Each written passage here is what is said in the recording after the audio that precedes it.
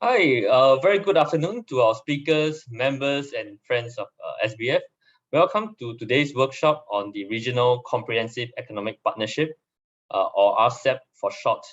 The conclusion of this mega regional FTA was announced November last year at the ASEAN Summit, and the business community has been tremendously excited by the prospect of this new agreement, which will be the largest FTA covering 30% of the world's GDP. Now, we know for sure the agreement will enter into force on 1st of January 2022, but only for the 10 countries which have ratified the agreement, 6 in ASEAN, namely Brunei, Cambodia, Laos, Singapore, Thailand, Vietnam, and the 4 ASEAN FTA partners, Australia, China, Japan, and New Zealand. As with every new agreement, there will be subtleties and slight differences in the provisions of the agreement, so it is important for businesses and exporters to know what they are before using these new agreements. For RCEP particularly, the tariff schedules for some countries are different for different RCEP parties. This is the case, for instance, Japan and Indonesia. So there is this added element of knowing what the operational certification procedures are, but also how to reflect or prove that your country of origin. The good thing is that there is a single set of rules of origin, so it's important for us to go through that, and so that's why we have asked to conduct this workshop today with a particular focus on trading goods and OCP. We have hoped to hold this in person at our premises, but decided to hold this online in view of the dynamic situation domestically. Nevertheless, we are grateful to have with us today the negotiators and implementing authorities from the Ministry of Trade and Industry and Singapore Customs with us today. Keng, Aishah, Felicia, and Gregory, thank you very much for taking time out to share your knowledge and insights with us. So during the course of the webinar, if you have any questions, please type them into the chat box or Q&A function so that we don't interrupt the presentation. At the end of the webinar, I will pose these questions to our speakers in the Q&A segment. And if there are any questions left, we will also happy to receive them over email and convey them to our speakers as well. So without further ado, I will hand over the time to Keng to start with an overview on the trade in goods chapter of RCEP. Keng, please.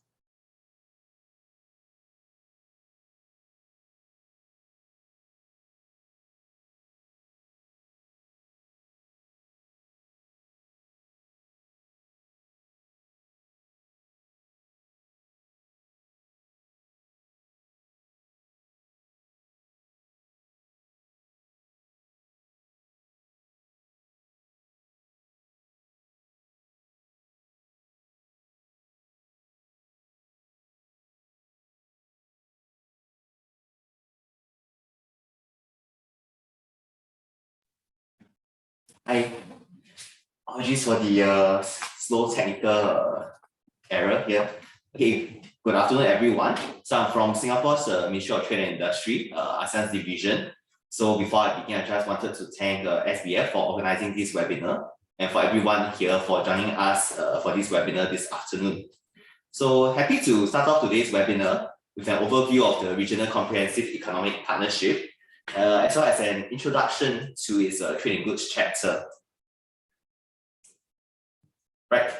So we'll start with an overview of the Regional Comprehensive Economic Partnership, or RCEP, or RCEP for short. So today, RCEP is the world's largest free trade agreement. There are 15 parties here, consisting of the 10 ASEAN member states, as well as Australia, China, Japan, Korea, and New Zealand. So together, these 15 parties represent about 30% of the world's GDP and a third of the world's population. So it's a very large agreement.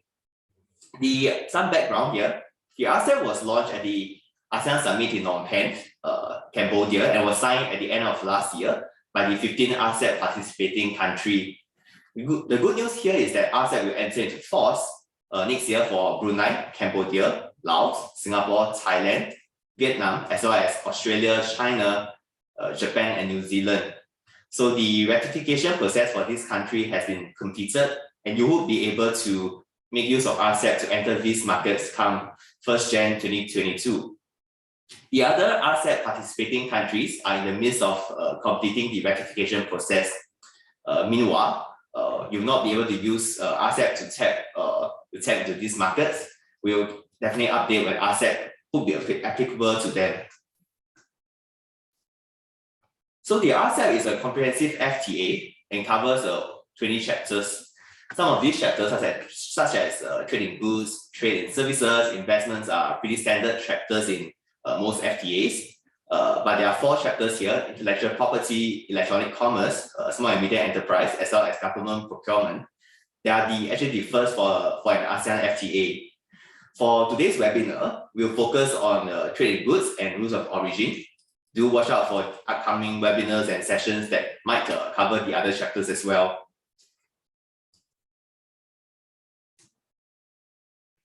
So perhaps the biggest question right now is that most of you might have would be, how would the RCEP benefit your company? For one, there could be better market access for the products manufactured by your company. Intra-RCEP trade may also benefit from streamlined rules of origin and regional accumulation. We'll delve into this in later parts of today's webinar. Besides that, your company may also benefit from simplified custom procedures, greater market access in the services sector, greater protection for your investments, as well as greater transparency for government procurement. RCEP also covers emerging trade fields such as e-commerce, competition, and intellectual property. We will not be covering this in today's session, but do reach out if you would like to know more about these areas as well. One thing to note though is that the benefits of RCEP will differ across sectors, so it's important to study the RCEP carefully as well as other relevant FTAs to determine which FTA works best for you and your company. So some of you may recall that India was part of the RCEP negotiations when it was launched in 2012. Unfortunately, India decided in 2019 that its outstanding issues were not sufficiently addressed and it could not sign on to the agreement. Nevertheless, all 15 RCEP participating countries have agreed to keep the door open for India to rejoin RCEP whenever it is ready in the future. Besides India, the RCEP is also open for any interested party to join 18 months after its entry into force. That is 18 months after 1st Jan 2022, so long as they can meet the standards of the RCEP agreement. We'll now move to take a closer look into RCEP's trade in goods chapter.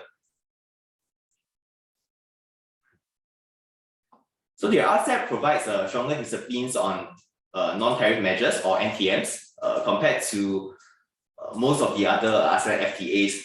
So for instance, the RCEP provides a horizontal consultation mechanism that facilitates parties entering into consultations to resolve and address NTM issues. There are also disciplines on quantitative restrictions and import licensing procedures that will provide more transparency on any measures or any NTMs that are adopted. RCEP also provides certainty for the duty-free entry of number 1, goods meant for re-exportation, number 2, containers and pallets, as well as samples of no commercial value. For the manufacturers and traders amongst you, perhaps what might be the most exciting here is that around 98% of the tariffs are eliminated or reduced across all RCEP parties. Of course, the percentages differ across markets. They are mostly in the 90% range, except for some of the less developed parties such as Cambodia and Laos. So, when should you consider using the RCEP? So first, for better market access, this is when RCEP offers better tariff rates for your products compared to other FTAs or not using the FTAs. Second, you can also consider using RCEP if it is easier for your product to meet the rules of origin or ROO to qualify as an originating product. This could be a result of accumulation of product-specific rules or PSRs that are more suited to your manufacturing process.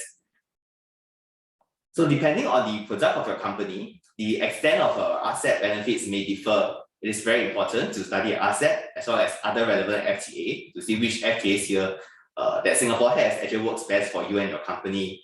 We'll cover more on the RO in later part of the webinar, but as far as market access or tariff rates are concerned, you should look into RCEP, especially if you're exporting to China, Japan, and Korea. Generally, for the ASEAN countries, the ASEAN Trade and Goods Agreement may offer better tariff rates, and for Australia and New Zealand, the ASEAN Australia New Zealand FTA is likely to offer better tariff rates. So to illustrate, for China, compared to the ASEAN-China Free Trade Agreement, the RCEP offers better preferential tariff for selected lines within these chapters that are shown on the left of the screen. Some examples of specific lines within these chapters that could benefit would be diesel oil, styrene, as well as wiring for motor vehicles. For Japan, as compared to the ASEAN-Japan Comprehensive Economic Partnership Agreement, the RCEP offers better preferential tariffs for selected lines within the chapters shown as well. Some examples of specific lines which might benefit are cocoa powder, fruit juice, and footwear. For Korea, as compared to the ASEAN-Korea FTA, the RCEP offers better preferential tariff for selected lines within the chapter shown on the left. Specific examples would include petroleum product, manganese batteries, as well as baking products. So this comparison with the ASEAN-China, ASEAN-Japan, and ASEAN-Korea FTAs are meant as a guide to study the RCEP and other relevant FTAs carefully to once again determine which one works best for you and your company. One tip here, you can use the Enterprise Singapore Tariff Finder tool to identify which of Singapore FTAs offer the best tariff rate for your product. RCEP tariff rates are in the process of being uploaded onto Tariff Finder, and they should be available for your reference on Tariff Finder before the entry into force on 1st Jan. Right, I hope this part of the webinar has been useful. I'll hand over to Aishah to share more about the RCEP's rules of origin.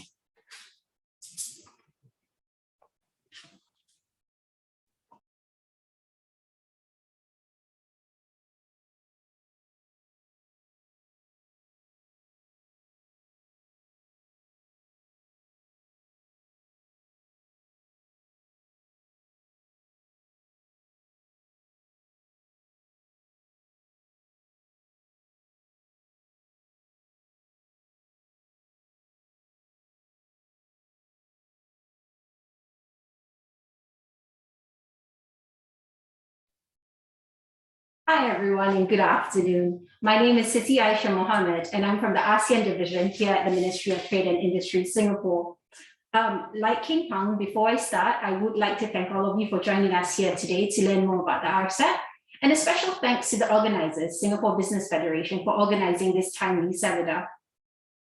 My presentation today will take you through the RCEP rules of origin, where I will help you understand a bit more of the elements of the chapter itself, as well as some of the benefits that we've secured under the RCEP agreements.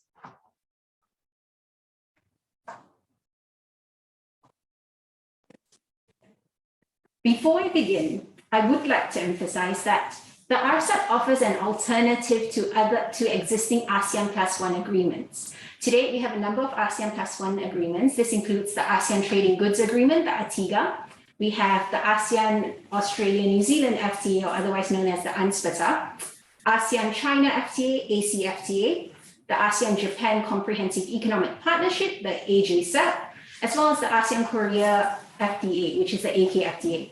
We also have the ASEAN-India FTA, but for the purposes of today's presentation, at least for my segment, we'll just focus on the UNSPTA, ATIGA, AJCEP, AKFTA, and ACFTA.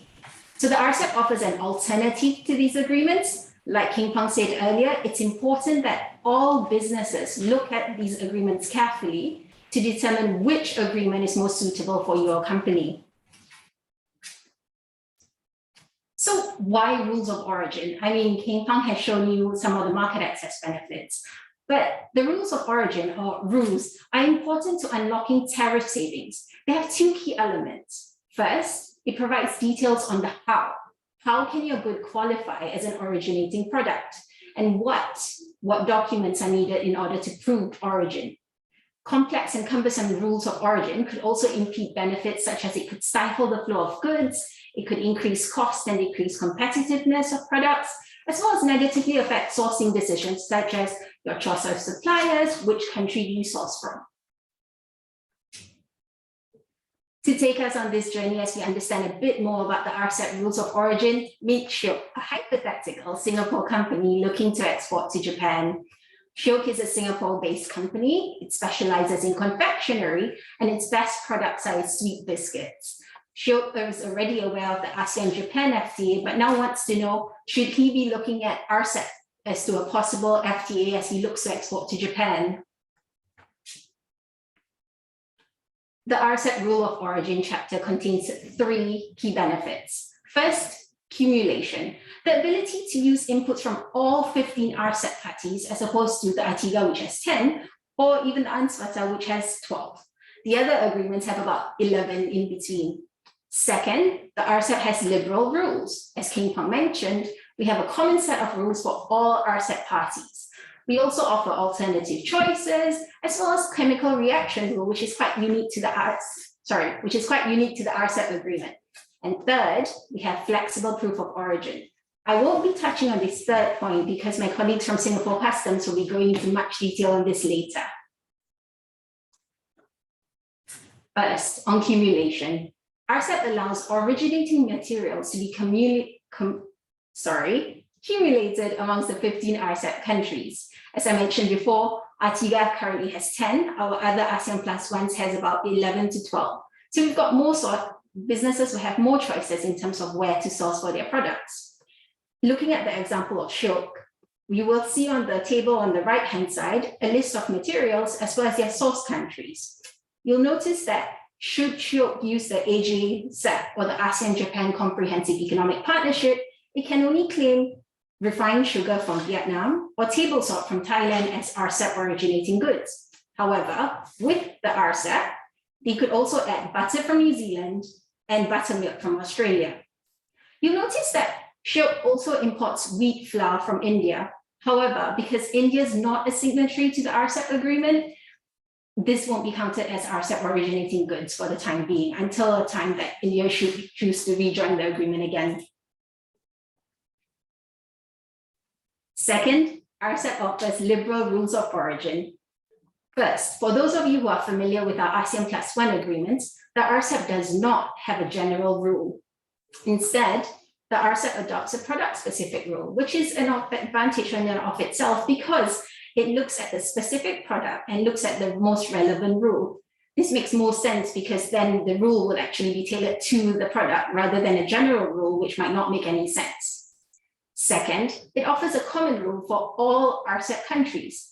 This is important again when exporting to countries like China, Japan, Korea, Australia, or New Zealand, where you know that that one rule that you have for RCEP applies to all the countries, including within ASEAN. This will help you save time and cost for businesses because once you know your PSR, or your product-specific rule, this will apply to all the countries under the RCEP. So there are 3 ways in which you have there are 3 ways in which your product can qualify as an originating good under RCEP. First, you've got your wholly obtained goods. And these are goods such as vegetables grown and exported by Singapore company Sustenir, or fish grown and exported by Blue Aqua. Second, you have your goods produced exclusively in an RCEP country from one or more RCEP countries. And these are goods that are solely made within the region itself. Third, you've got your goods produced using non-originating materials from one or more RCEP countries. This is what we refer to as product-specific rules. And under the RCEP, we've got 3. You've got the regional value content criterion, change in tariff classification, and undergo specific processes, such as the chemical rule. Looking again at our company Shiok and the materials they source, clearly wholly obtained and produced exclusively won't apply to them. So as such, they will have to look for something for the PSR, specifically regional value content or your change in tariff classification. RCEP also introduces a new concept called tariff differentials. And there may be, if your product is subjected to tariff differentials, you could have an additional requirement of domestic value content of at least 20%. I'll go into this a bit deeper, but we'll just put a pin on that for the time being. In the next few slides, I'll take you through the 3 different PSRs that RCEP offers. First up, we've got regional value content. And this requires that a product include a certain percentage of originating content in order to be considered RCEP originating. Again, looking at our company Show, who produces sweet biscuits, which is a HS190531. Using ESG's tariff finder, we know that the PSR is RVC 40 or change in tariff heading. The table in front of you shows its raw materials, the source as well as the values, its overhead, labor, and profit costs. Show has two options. They've got two formulas that they could use, which is either a direct build-up formula or an indirect build-down formula. Depending on which formula they use, both RVC comes up to 69, which means that Show, under this agreement at least, can satisfy the RCEP RVC of 40%. Next, we have the change in tariff classification. The change in tariff classification requires that tariff classification of every non-originating material differs from that of the final product at a specific level, which there's three. So you have your change in chapter, which is your first two digits, your change in tariff heading, which is your next four digits, and your change in tariff subheadings, which is at 6 digits and is the least restrictive out of the change in tariff classifications. Again, looking at our company Show, we know that they will have to meet at least a change in tariff heading in order to satisfy this requirement. Looking at all the ingredients here, you'll notice that all the ingredients actually could undergo a change in chapter, which is the first two digits. So in this case, Show once again meets the CTC criteria of CTH4 biscuits under the RCEP agreement. Next, our third PSR, we have product-specific rules, or specifically in RCEP, we have the chemical reaction rules. And this applies to 78 selected lines under chapters 29, which is chemicals, and chapter 38, which is miscellaneous chemical products.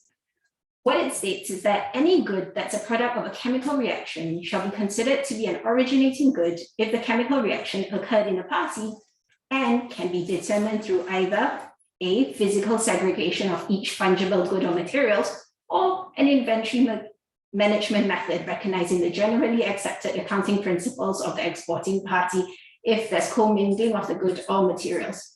Please do note that whichever approach you choose should apply throughout the fiscal year. Now, this introduction of the chemical rules for 78 lines under chapter 29 and 38 is one of the unique gains of the RCEP agreement. We do not have a chemical reaction rule in any of our other ASEAN agreements except for the UNSFTA or the ASEAN Australia New Zealand FTA. Now, however, for this UNSFTA, this is a sequential rule. So what it means is that you have to either demonstrate that you can't meet the RVC or CTC rule before you can actually use the chemical rule. Whereas in RCEP, it's actually a straight up co-equal rule that you can choose to adopt straight out of the fence. This slide here provides an example of an export of styrene, which is produced in Singapore and exported to China. Now, styrene was one of the areas that Keng had highlighted as a market access gain in the RCEP agreement. Styrene was not permitted under the China-Singapore FTA or the ASEAN-China FTA. However, under the RCEP, it will be reduced. It will start off at a tariff rate of 2%, which will be reduced to 1% in year 10 and 0 by year 20. In further to that, you also have liberal rules for styrene, where you actually have a co-equal rule of a CTH, a change in tariff heading, RVC 40 or regional value content of 40%, or a choice of a chemical reaction rule, depending on which is more suitable for your business. Now, so we know that Show has already met the RVC requirement. We know they've also met the CTC requirement. So what do they need in order to produce this and to prove that they've met this? Well, and to secure a preferential certificate of origin, well, 3 steps. First, they've got to register their factory with Singapore Customs using the manufacturer's registration form. Second, they've got to submit the manufacturing statement, cost statement for verification. And third, you can go ahead and apply for your preferential certificate of origin. The process from registration to receiving your first PCO typically takes less than 1 month, and my colleagues from Singapore Customs will be going into that later a bit more for you. Finally, we come back to tariff differentials.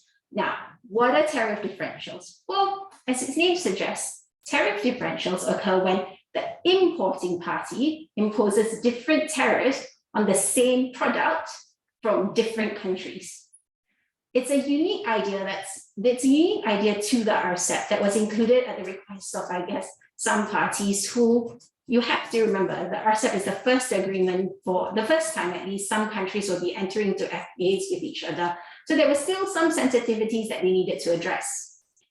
Well, what does it mean for businesses? It could potentially impact the way you list your RCEP country of origin in your proof of origin or your preferential certificate of origin. And in some cases, your products may be subjected to additional requirements, specifically domestic value content of 20% if it's found in a party's appendix.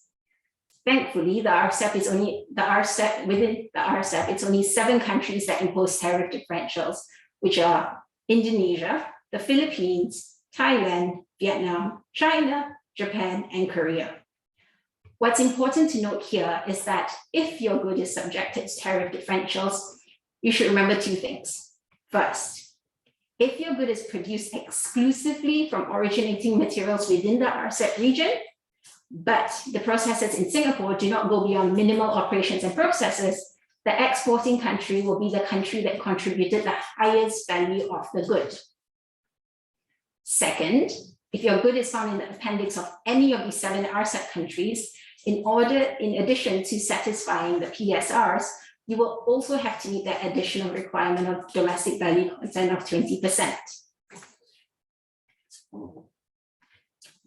This slide here just lists down the minimal operations and processes that I mentioned earlier. These are some of these processes. For those of you who are familiar with our other ASEAN agreements, it's the same. Please do note that these operations and processes on non-originating materials will not confer originating status. This slide here, taken from the booklet that was helpfully shown at the start of the seminar, and I'll provide the link at the end again, but it provides an overview of the areas in which these 7 parties impose their tariff differentials. You'll notice that this is not a complete list because it's only chapters 2 to 12. So I strongly recommend that you look at pages 55 and 56 of the booklet to have an overview of all the chapters.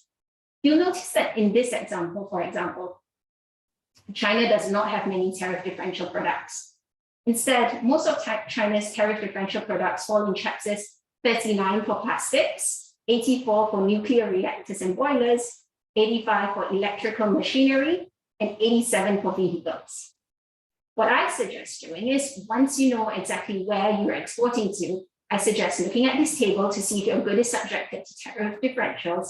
And if so, then go to the appendix for that particular country to see what are the lines, because not all lines in all chapters are included.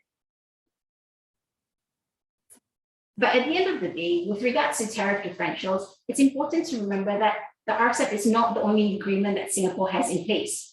Should your product be subjected to tariff differentials and you aren't able to meet the additional requirements, you should also consider other agreements, either ASEAN agreements or Singapore's bilateral and regional agreements too. Bringing back to SHILP. So SHILP used ESG's Tariff Finder to find the relevant PSR and tariff rate, which is up on screen. The PSR is RVC 40 or CTH, and the RCEP tariff rate is 24.4%. It then checks to see whether its product is on the tariff differential list. It knows that it's not in Japan's appendix, but it's still subject to tariff differentials, as you can see from the table here, which was taken from Japan's tariff schedule. You'll see that Japan imposes 2 different rates from goods from ASEAN, Australia, New Zealand, and it's unbound for China and Korea. Sorry about that. So SHILP, armed with all this information, goes, well, I've met the PSR, he's met RVC, he's met the CTC also, and he knows that because all his production in Singapore goes beyond minimal operations, it can continue to indicate Singapore as the RCEP country of origin. Which brings us to the question, should SHILP use RCEP agreement to export to Japan? Yes, he should. We have better PSRs under the RCEP agreement. We have a co-equal rule of either RVC 40 or CTH. It's also easier for him to qualify as an RCEP originating good. He can use cumulation, but That said, we also have other options for SHOP to consider. Apart from the ASEAN and RCEP, SHOP should also look at the JASPA, the Japan-Singapore Economic Partnership Agreement, as well as the Comprehensive Progressive Trans-Pacific Partnership, the CPTPP, to also see whether they provide equal or more liberal rules under those agreements before making its decision. Summing up, so I've touched on accumulation, which allows you to accuse inputs from all 15 parties. I've also touched on liberal rules, which the RCEP provides, and the unique introduction of chemical reaction rule, but co-equal chemical reaction rule under the RCEP. And our colleagues from Singapore Customs will take over on flexible proof of origin, another key criteria for the RCEP chapter.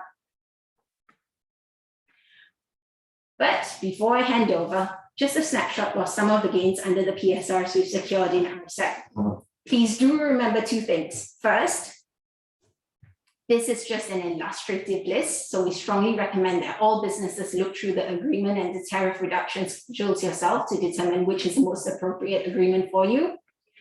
Two, the comparisons here were done just in relation to the ASEAN agreements and not our bilateral or regional agreements. So some of the chapters in which we've secured gains, we've got black tea, processed food and confectionaries, which were all generally better than the ASEAN, slightly less liberal than maybe the Artiga or Ansbata, but on par with our other FTAs. We also have fruit juice and leather articles, which are again better than the ASEAN, or slightly less liberal than maybe the AKFTA, but on par with our commitments at the Artiga, Ansbata and ACFTA. And finally, for chemicals and plastics, we secured a co-equal chemical reaction rule under the RCEP, which is not found in any other agreements except for the Ansbata, where this rule is sequential.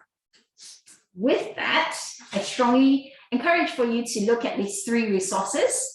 The booklet that I had mentioned earlier, pages 55 and 56 for the tariff differential information. Enterprise Singapore's Tariff Finder tool. They're in the midst of updating it, so do check back again as we come closer to the date of entry into force. And finally, our friendly colleagues at the Singapore Business Federation who'll be happy to answer any of your questions. Thank you for your attention and have a pleasant day.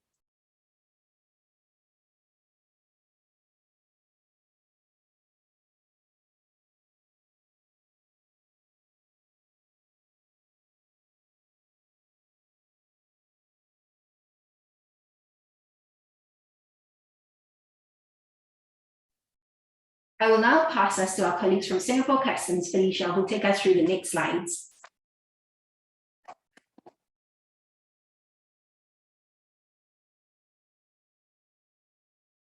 Okay, hello everyone, I'm Felicia from Singapore Customs. So firstly, I'd like to thank SBF for organizing the outreach and all of you for attending the outreach. A point to note is that my sharing today will be slightly technical and operational, but important to minimize the chances of rejection by customs and the importing party due to incomplete and incorrect declaration.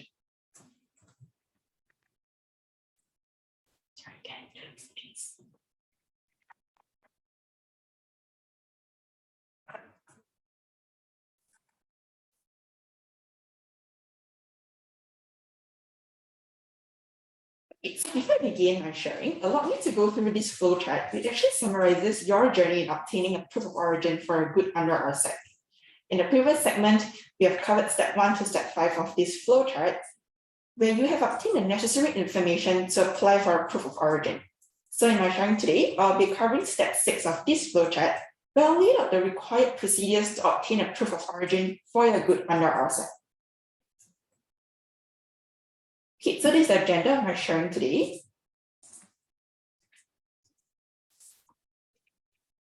Okay, I'll first touch on the claiming of preferential tariff treatment for exports under RCEP, and in my later slides, I will be sharing on the procedures for import under RCEP. Okay, as shared in the previous segment, there are a total of 3 proof of origin under RCEP, and at EIF, Singapore will be implementing certificate of origin and declaration of origin by approved exporter. For certificate of origin, like all other FTAs under the authorized regime, Singapore Customs will be the authorized body in Singapore to issue the preferential certificate of origin, in short PCO. For declaration of origin by approved exporters, Exporters will need to register with customs to be authorized as an approved exporter under RCEP. For declaration of origin by exporters or producer, Singapore will implement this at a later stage. However, this is implemented in Australia, Japan, and New Zealand on 1st Jan 2022. Okay, like all other FTAs with authorized certificate of origin, to obtain a PCO from customs, there are actually 4 steps. The first step is to register your manufacturing premise. You submit the cost statement to customs for verification. That you apply for CO via TradeNet, and lastly, you collect the CO. So in my next few slides, I actually go into more details of what each step entails. Okay, first step, manufacturer registration. So if you're not a registered manufacturer with customs, you'll need to submit a manufacturer registration form, which can be downloaded from our customs website. After which, customs will get in touch with you and arrange for a factory visit if applicable. After we have reviewed your application and we are satisfied that you have met our criteria, customs will proceed to register your company and you will receive a registration letter from us. The manufacturer registration is valid for 2 years and is renewable. By existing registered manufacturer, you can actually skip this step and proceed to step 2. So the next step is actually to submit a manufacturing cost statement. The manufacturing cost statement template can also be downloaded from our customs website, and the information required in the cost statements are shown in the slides. Okay, so once you have completed your manufacturing cost statement, the next step is to submit to customs for verification. So where do you submit? You actually submit to the email address that's shown on the slide here. Once we have verified your manufacturing cost statement, you received a verification letter from us. And with that verification letter, you can actually proceed to step 3. Where you actually apply a CO in TradeNet. So you can actually apply a permit with CO or pure CO via TradeNet, and after which collect the CO from the designated printing center. The certificate type for PCO under RCEP, it's Type 33, and for back-to-back form RCEP, it's Type 34. Okay. This one is actually a format of the RCEP certificate origin, and you'll like to bring your attention to those fields highlighted in yellow, which are new fields or there's changes in the content which are not found in the other ASEAN +1 CO forms. So you can see box 3, box 9, box 11, and box 14 are new fields. And for box 8 and 17, there's actually changes in the content.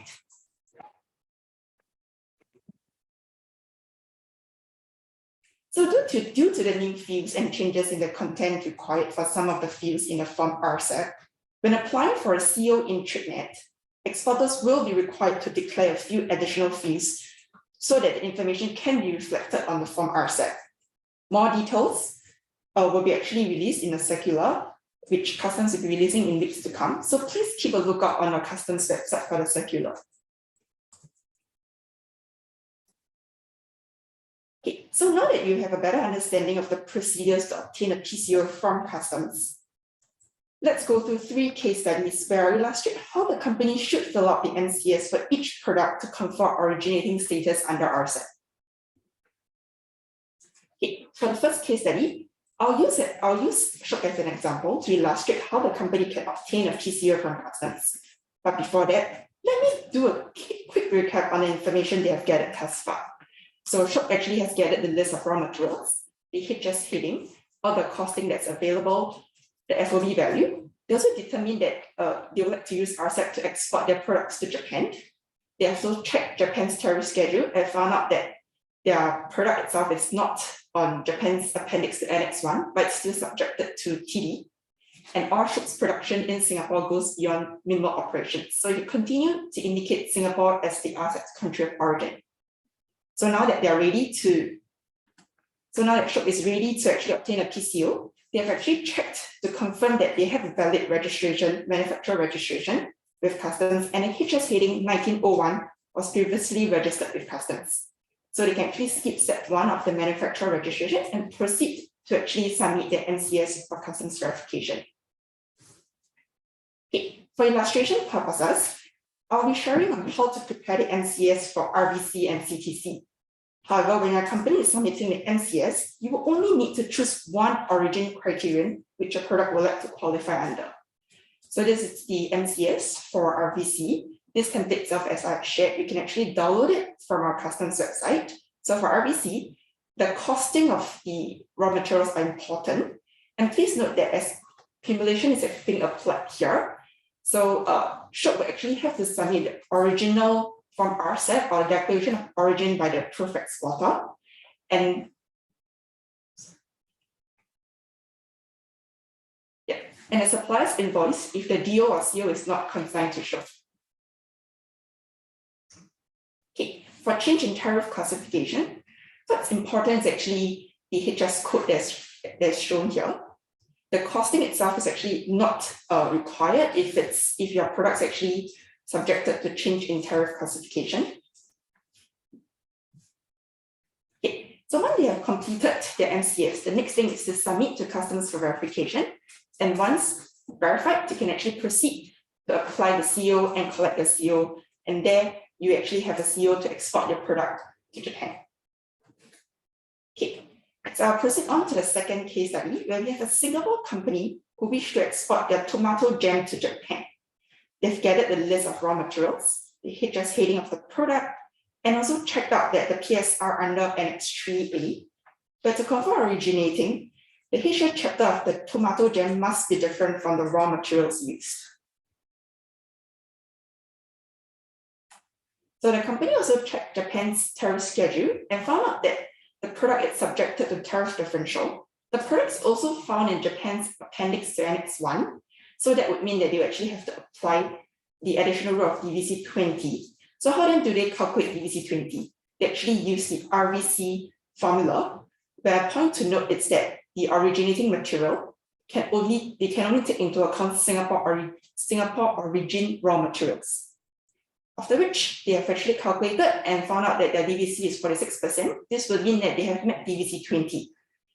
Companies meet as such, since they have met the additional requirement, they continue to indicate Singapore as the RCEP country of origin. So next, they actually checked and they realized that they are not a registered manufacturer of customs. So they actually have to go through step 1. They submit the manufacturer registration form. And once we have verified, they will receive a registration letter from us to indicate that their company has registered under HS heading 2007. The company then proceeds to actually submit to prepare the MCS. As the PSR for HS heading 2007 is a change in HS chapter, the company is to indicate the HS code for all materials. As the product is found in Appendix to Annex 1 of Japan's schedule, the company will be required to provide the value of the SG raw materials, direct labor cost, overhead, and profit for customs to verify if the product has met DVC 20. For SG originating raw materials, the company is required to submit declaration letter from the local manufacturer to ascertain the originating status of the materials supplied and the supplier's invoice. So please take note of this because this is different from the previous case study, where actually in CTC itself, you would have to indicate the raw materials, the value of the raw materials for SG originating materials, and then also the labor costs, overhead, and profit. Okay, so after which they have completed the MCS, they can proceed to submit to customs for verification and proceed on to step 3 and step 4, where they apply the CO in TradeNet and collect the CO. Okay, next, for the third case study, I'll use the example shared in the previous segment, where we have a Singapore company who is looking to export styrene to China. So after reviewing the information, the company have decided to qualify their product using the origin criteria of chemical reaction. So the company have checked China's tariff schedule and found out that whilst styrene is not in China's appendix to Annex 1, it's still subjected to tariff differential. This will mean that there's no need to apply the additional rule of DVC 20. The company's production in Singapore goes beyond minimal operations, so they can continue to indicate Singapore as the RCEP country of origin. They have checked and they have a very valid registered manufacturer account with customs. the HS heading 2002 was previously registered with customs, so they can actually skip step 1 and proceed to submit the MCS for customs verification. So to submit the MCS, you can actually use back the same template where you actually go to the 4th tab within the template itself under DMS and manufacturing process. So when you're at the 4th tab, you actually include your manufacturing process and actually provide a description on the type of reaction benzene and ethylene had undergone to become ethyl benzene and subsequently styrene.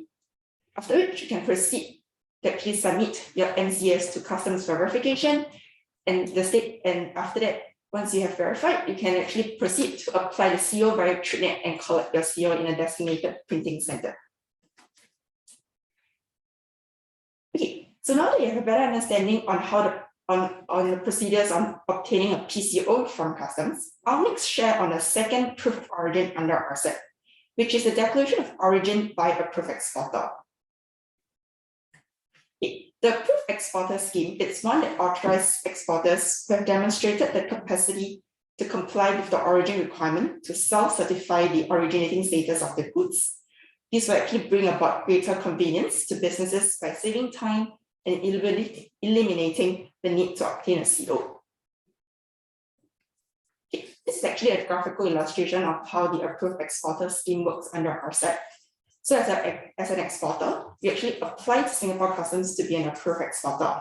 So we will do the necessary checks, and once you have qualified, we will actually send you a registration letter to say that you're an approved exporter. So with that, you can actually proceed to actually make up the declaration of origin, and after which dispatch the declaration of origin to your importer. The importer then presents this declaration of origin to the importing authority. The importing authority will actually check the approved exporter database to make sure that you are an approved exporter in Singapore. And lastly, grant preferential tariff treatment. For those who are familiar with the Certified Exporter Scheme under ASEAN-wide self-certification, or in short AWSC, we realize that the whole process of AE works. How the whole process of AE is actually very similar to the Certified Exporter Scheme. So we have also done a comparison of the requirements stated in the OCP to utilize the respective scheme and summarize it in the table shown on the slide. In short, both schemes are similar with very minor differences as shown on the slide. Okay, so due to the similarities of AE and CE scheme, as a facilitation to the existing CEs under AWSC, Customs will automatically onboard all registered CEs unless you wish to opt out. Customs will get in touch with you in the weeks to come for all those existing CEs. For companies who are interested to be an approved exporter under RCEP, may start submitting their application form starting 17 December 2021. As a facilitation, company applying to be an approved exporter will also be registered as certified exporter under AWSC, vice versa. Company who wish to be registered for only either one of the scheme may also indicate in the application form. Okay, next I'll go on to how to register to be an AE or CE. Okay, this is actually a graphical illustration of the end-to-end process to utilize approved exporter and certified exporter. A point to note is that this is actually the same as the certified exporter under AWSC. In the application to be an AE and CE, you actually need to provide a few information to customs. One is the item the company is exporting under, manufacturer declaration if your AE or CE is not a manufacturer, HS code of the item at a 6-digit level, and specimen signature of those signing on the origin declaration under AWSC. For companies exporting goods in a back-to-back arrangement, we will need a valid first leg proof of origin and also a manufacturer declaration. So once you have successfully been registered an approved exporter or certified exporter, you actually receive an authorization letter from customs. And within the authorization letter itself, you actually have information as shown on the screen right now. Okay. So once you are an approved exporter or certified exporter, you can actually proceed to make out the declaration of origin or origin declaration for your goods. So for approved exporter, you make out a declaration of origin on invoice or other shipping documents. And please make sure that the minimum data requirements prescribed in Annex 3B of the OCP is included. For certified exporters, you make out your origin declaration in either the commercial invoice, and if it's not available, you have to make up in a billing statement, delivery order, or packing list. You also have to make sure that the minimum data requirements prescribed in the Rule 12 of the OCP must be indicated in the origin declaration. Lastly, for both schemes, please ensure that the PRI is selected under the preferential indicator when you make up the TradeNet export declaration. Okay. Next slide is actually the minimum data requirements for approved exporter. And also this is for the certified exporter. Okay, next I'll proceed on to the claiming of preferential tariff treatment for imports under RCEP. There will be three kind of scenarios which you will face. The first scenario is actually proof of origin. If your proof of origin is available at the point of importation, so what do you have to do? You declare an in-payment permit by leaving the customs duty rate field blank and indicate PRF in the preferential indicator field. You also proceed to declare the excise duty rate of the goods accordingly in the declaration. After which, you submit your proof of origin, in-payment permit, commercial invoice, bill of lading to customs within 1 week of the release of the goods from customs checkpoint for verification. For scenario number 2, where your goods is bonded in the licensed warehouse, you first furnish the proof of origin, in non-payment permit, commercial invoice, and other relevant documents to customs within validity of the proof of origin, and before the release of goods from LW for your verification. So only when customs have granted the preferential tariff treatment, then you proceed to declare an in-payment permit with the relevant information for subsequent release of your goods or customs territory. Okay. The third scenario is when the proof of origin is not available at the point of invitation. This is very important because we have a lot of companies who have forgotten to indicate the intention to claim preferential tariff treatment in the remarks column, and they will not be able to actually get back their refund of their duties. So please make sure that to indicate the intention to claim preferential tariff treatment in the remarks column when making declaration in TradeNet. You make full payment of the customs duty for goods and apply for refund of duties paid with the necessary supporting documents. For those who are familiar with for these scenarios, you know that actually these three scenarios itself and the procedures of claiming is actually the same for all authorized certificates of origin administered by customs. Okay, next I'll proceed on to the other trade facilitative features under RCEP. Okay, this is a list of the trade facilitative measures under RCEP. Third-party invoicing. An importing party cannot deny a claim for preferential treatment for the sole reason that the invoice was not issued by exporter previous of the goods. Back-to-back proof of origin. I'll be sharing more in my next 2 slides. Indirect materials will be treated as originating materials without regard to where it's produced. Fungible goods or materials. De minimis. A good that does not satisfy CTC can still claim originating status if it meets the criteria stated on the slide. Okay, for back-to-back from RCEP. For the application of a back-to-back from RCEP, in addition to the usual required supporting documents, companies will be required to submit a completed declaration letter, which will be made available on our customs website. This is because RCEP parties have requested the intermediate country to do their parts to enforce compliance on whether the goods are subjected to tariff differential. Thus, to facilitate customs verification, we will require all companies applying for a back-to-back from RCEP to complete and submit a declaration letter regardless of whether the goods is subjected to tariff differential and are found in the appendix to Annex 1 of the importing party. So please take note, the declaration letter itself will be made available on our customs website. So when applying for a back-to-back from RCEP, just complete the declaration letter and submit it together with all those required documents shown on the customs website. Okay, last but not least, for record keeping requirements under RCEP. Exporters and producers are to retain for no more than 3 years for the date of issuance of the proof of origin documents relating to the production and export shipments. Singapore importers of customs duty payable goods are to retain for no more than 5 years from the date of issuance of the proof of origin. And for other goods, it's no more than 3 years. Records may be maintained in any medium, including digital, electronic, optical, magnetic, or written form.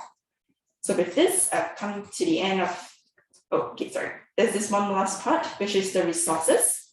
It is actually a list of resources that we have for RCEP.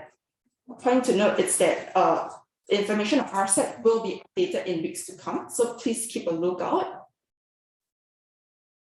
And with this, I've come to the end of my sharing. Thank you very much. So now I'll pass the time back to Jason.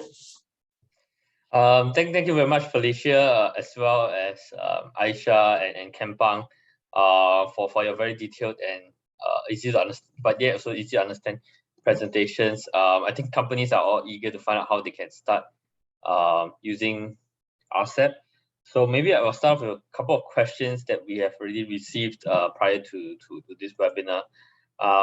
The first is that we are quite excited that regional accumulation across such a large number of countries or RCEP parties is now possible. But at the same time, when RCEP comes to force next year on the 1st of January, there'll be 10 parties which RCEP will be have ratified, but remaining 5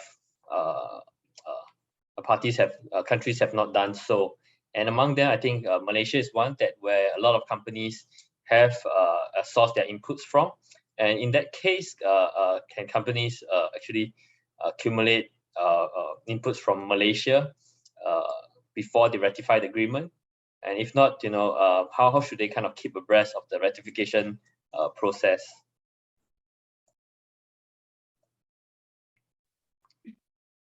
Hi everyone, it's Aishah. So if I understand correctly, can inputs from Malaysia be considered as part of the RCEP originating process?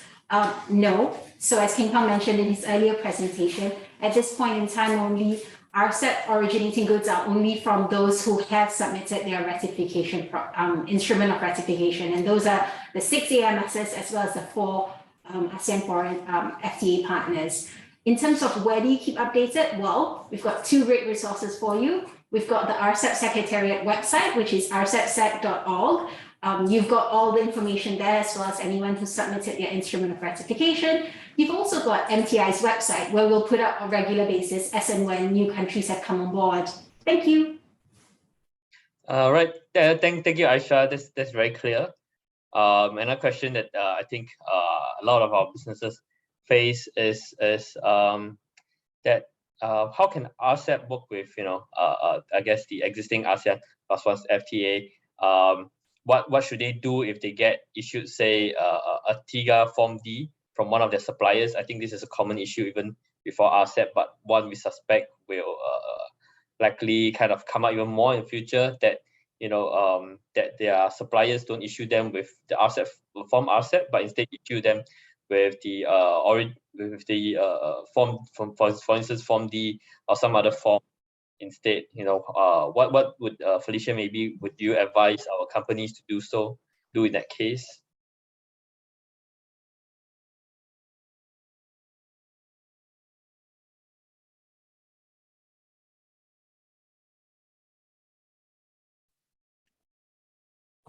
Yeah, sorry, I'll take this question on behalf of Felicia and Gregory. On your question is that the short answer is no, because each FTA operates by itself. ATIGA, AK, and so forth.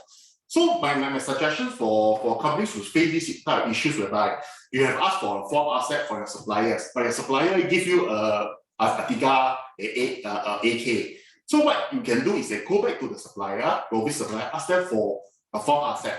Or alternatively is that you can ask your foreign supplier to enroll themselves, get on board the approved exporter scheme. So in this way, the supplier can actually self-issue the origin declaration anytime at any place on its own. without having to go to the issuing authority to request for to apply for a CO. Yeah, that's my answer.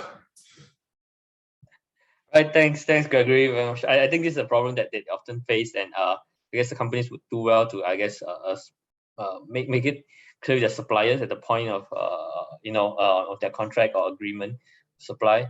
So I think another question that I think we just came up from the Q&A segment as well is during Felicia's presentation, there was a mention where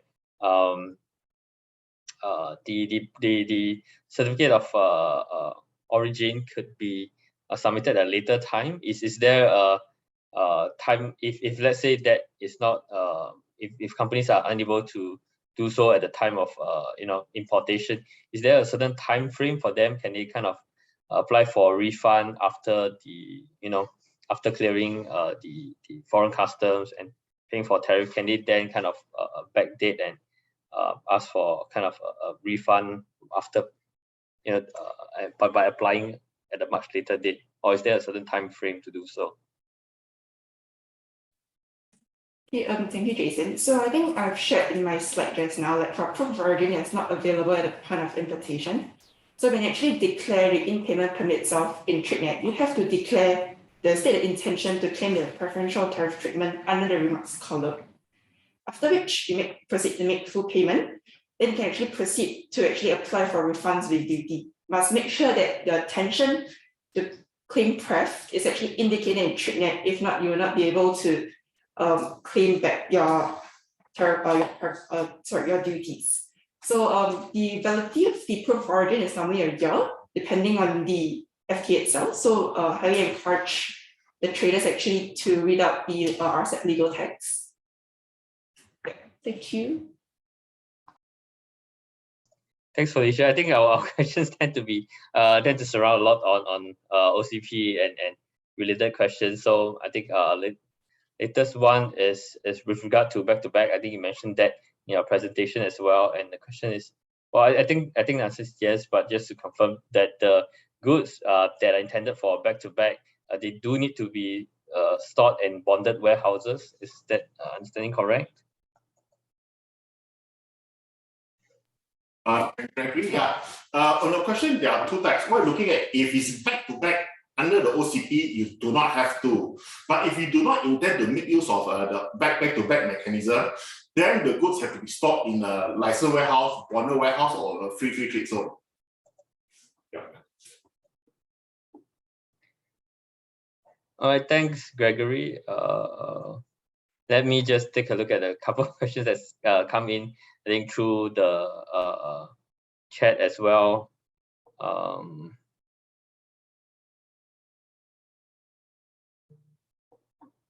Yeah. Right. So we have a question that on authorized exporters. Are there any alternative ways for an authorized exporter to do the declaration of origin if the ERP system cannot populate the minimum information on the invoice or other documents? Could they maybe I was thinking supplement this information through a separate document?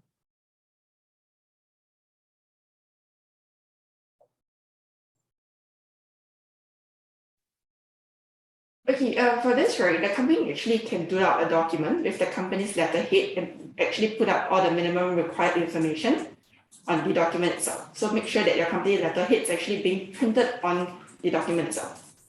Yeah, I hope I answered your question. Right, thanks, Felicia. Just looking through, I think most of the presentations have already answered many of the questions that came through during the presentation. So, all right, I think I will post one final question from one of our audience on whether the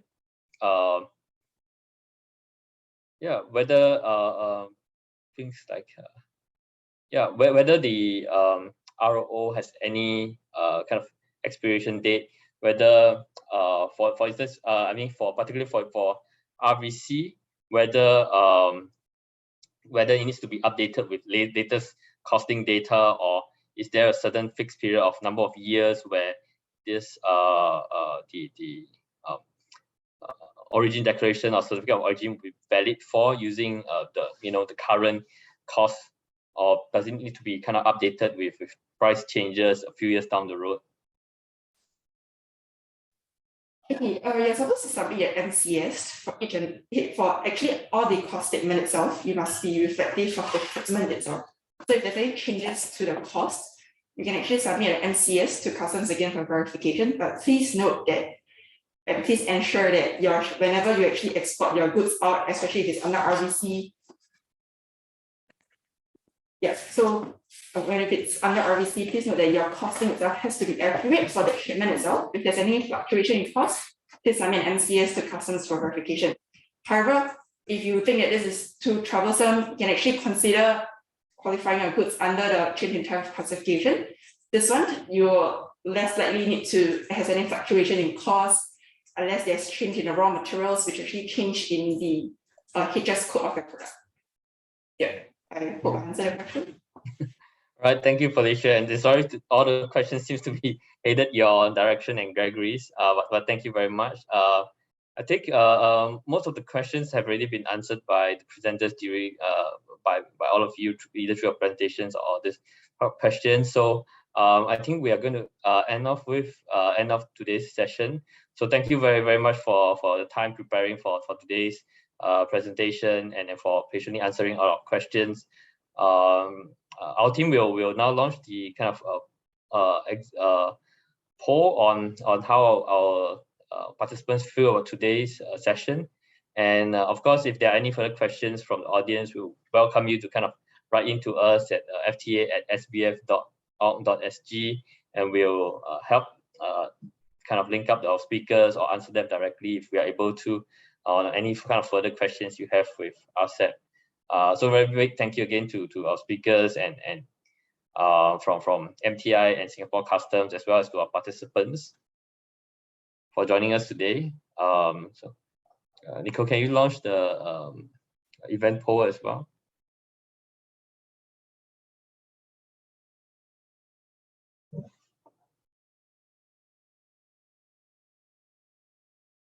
All right, thank you. And with RCEP coming in into force next year, we'll continue to work with and kind of bring you more RCEP related events and seminars. So any kind of comments, feedbacks, or questions, please do continue writing to us.